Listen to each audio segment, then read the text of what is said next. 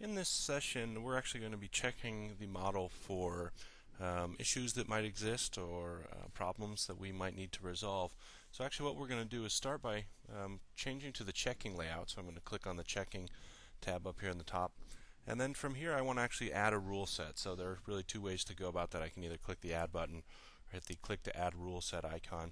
And the first thing you'll notice is that there are actually several different types of rule sets. We have architectural rules, MEP rules, and structural rules. In this case, I'm going to choose this Getting Started rule set, which is just a good starter, especially for this model. So I'm going to click on that. So we've loaded our rule set, and now the idea is to check the model against all of the parameters that exist in this rule set.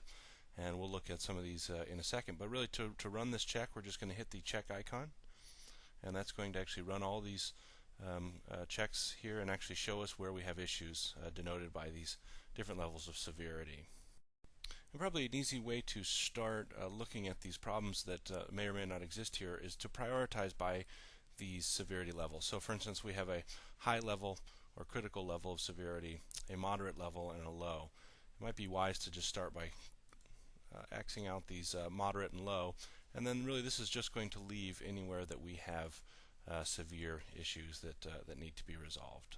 Okay, what I'm going to do, I'm going to actually turn these back on and look at some of these issues. So what we'll start with is something like construction type checking and how this might work.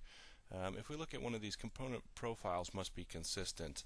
We can see really the information in this info window down in the bottom left. We'll see a description of this rule. So this says this rule checks that components in the same building floor with the same type or same construction type have the same values. So in other words, are consistent in their diameter and other dimensions. Also, if there's additional information that you want to receive about that rule, we can just click on this rule help, and this will give us a pop-up window that gives us sort of a brief description of what this rule is, a little more in detail than just that little blurb that's in the software. So I'm going to close this description, and we're going to look at these results. So we have this again, this construction type checking component profiles must be consistent. We can click on this results list and see what the issues are. So for instance, if I zoom out, we can see that we have really two different types of columns, and they're both denoted by the construction type C2, so they really should be consistent in their diameter. So really, what's the solution then? We're going to take actually what we'll do is we can choose these columns, and we can look at these in a couple different ways. So we'll by default it's in this automatic mode. We can switch to a transparent mode, which really puts everything transparent and highlights these two columns.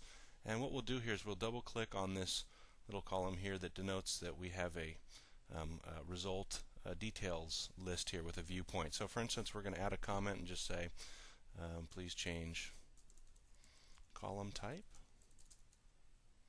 and we can really use that as our comment, or in this case we can just hit the set default icon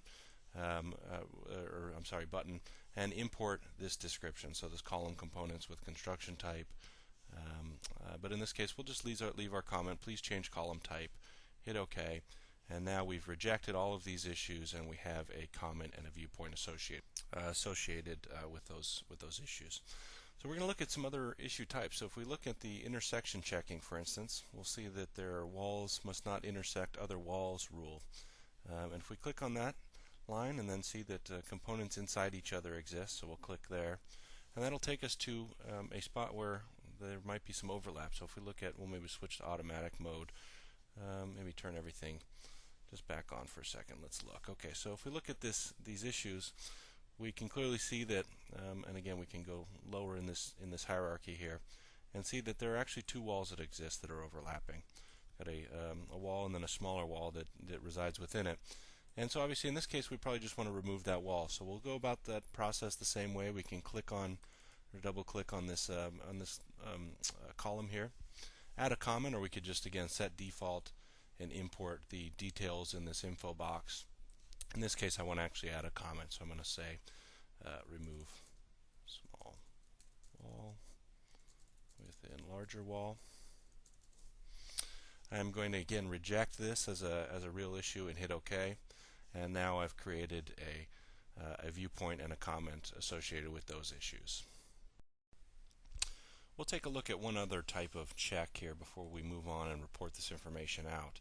we look at space checking, and then I believe it's space properties. No, we'll go to space location, space validation, and we'll see a boundary result list here. So this is really showing us that some of these space objects that may have been modeled in our 3D package actually is not aligned correctly with the walls that should be denoting the interior walls of those spaces. So what we'll have to do with those examples is, again, we could do sort of the same thing. We can either take all three of these issues and just reject them together. So I'll just click on this column again and say boundaries not aligned.